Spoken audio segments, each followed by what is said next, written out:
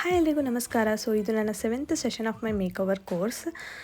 ಅವತ್ತು ಕಾನ್ಸೆಪ್ಟ್ ಇದ್ದಿದ್ದು ಮೆಸ್ಸಿ ಬ್ರೈಡ್ದು. ನಾನು ಮನೆಯಿಂದ ಮೇಕಪ್ಗೋಸ್ಕರ ಹೊರಟೆ. ನಾವು ಹೋಗೋದಕ್ಕೂ ಮುಂಚೆನೇ ಅವರು ಕ್ರಿಂಪ್ ಮಾಡಿಕೊಂಡು ರೆಡಿ ಇದ್ದರು ಏರ್ಸ್ನ. ಕ್ರಿಂಪ್ ಏನಕ್ಕೆ ಮಾಡ್ತೀವಿ ಅಂತ ನಾನು ಆಲ್ರೆಡಿ ಹೇಳಿದ್ದೀನಿ. ಏರ್ ವಾಲ್ಯೂಮ್ ಇನ್ಕ್ರೀಸ್ ಮಾಡೋಕ್ಕೆ. ಏರ್ ವಾಲ್ಯೂಮ್ ಇನ್ಕ್ರೀಸ್ ಆದಾಗ ನಿಮಗೆ ಹೇರ್ಸು ತುಂಬ ದಪ್ಪ ಕಾಣುತ್ತೆ ಆ್ಯಂಡ್ ಅದು ಏರ್ಸ್ನ ರಫ್ ಮಾಡುತ್ತೆ. ಬಿಕಾಸ್ ನಿಮಗೆ ರಫ್ ಇದ್ದರೆ ಏರ್ಸು ತುಂಬ ಚೆನ್ನಾಗಿ ಏರ್ ಸ್ಟೈಲ್ ಕೂರುತ್ತೆ. ಅದರಿಂದ ನಾವು ಕ್ರಿಂಪ್ ಮಾಡ್ತೀವಿ. ಆ್ಯಂಡ್ ಅದಾದಮೇಲೆ ಏರ್ ಮೌಸ್ನ ಹೆಂಗೆ ಅಪ್ಲೈ ಮಾಡಬೇಕು ಅಂದರೆ, ಮೌಸ್ ಅಂದರೆ ಅದೊಂದು ಸ್ಪ್ರೇ ಟೈಪು. ನಾವು ಅದನ್ನು ಅಪ್ಲೈ ಮಾಡಿದ್ರೆ ಕರ್ಲ್ ಲಾಂಗ್ ಲಾಸ್ಟಿಂಗ್ ಇರುತ್ತೆ. ಅದನ್ನ ಹೆಂಗೆ ಅಪ್ಲೈ ಮಾಡಬೇಕಂತ ಹೇಳ್ಕೊಟ್ಟು ದೆನ್ ಅವರು ಕರ್ಲ್ನ ಹೆಂಗೆ ಮಾಡಬೇಕು ಅಂತ ಸ್ಟಾರ್ಟ್ ಮಾಡಿದ್ರು. ನಾವು ಕರ್ಲ್ ಮಾಡಬೇಕಾದ್ರೆ ನಾವು ತುಂಬ ಇಷ್ಟಿಷ್ಟೇ ಏರ್ಸ್ನ ತೊಗೋಬೇಕಾಗುತ್ತೆ. It will take lot of time and crimping also it will take lot of time. Minimum 1 hour ಅಂತೂ ಬೇಕೇ ಬೇಕು ಕ್ರಿಂಪಿಂಗಿಗೆ. ಕರ್ಲಿಗೆ ಕೂಡ ತುಂಬ ಟೈಮ್ ಬೇಕಾಗುತ್ತೆ. ಅದರಲ್ಲೂ ಡಿಫ್ರೆಂಟ್ ಕರ್ಲ್ಸ್ ಇದ್ದಾವೆ.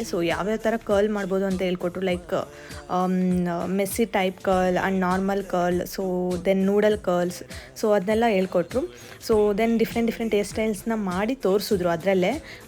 ಕರ್ಲಲ್ಲಿ ಯಾವ್ಯಾವ ಥರ ಹೇರ್ ಸ್ಟೈಲ್ಸ್ ಮಾಡ್ಬೋದು, ಯಾವ್ಯಾವ ಥರ ಲುಕ್ ಇರುತ್ತೆ ಅಂತ ಎಲ್ಲ. ರಿಸೆಪ್ಷನ್ಗೆ ಯೂಶ್ವಲಿ ನೋಡಿರ್ತಾರೆ ನೀವು, ಇದನ್ನೇ ತುಂಬ ಜನ ಹಾಕ್ಕೊಂಡಿರ್ತಾರೆ. ದೆನ್ ಅದನ್ನು ಟೈ ಮಾಡಿ ಯಾವ ಥರ ಮಾಡ್ಬೋದು.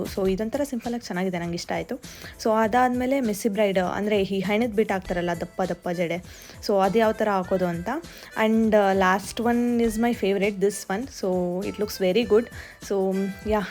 ಸೆಷನ್ ಎಂಡ್ ಆಯಿತು. ನಾನು ಮನೆ ಕಡೆ ಹೊರಟೆ. ಬಾಯ್.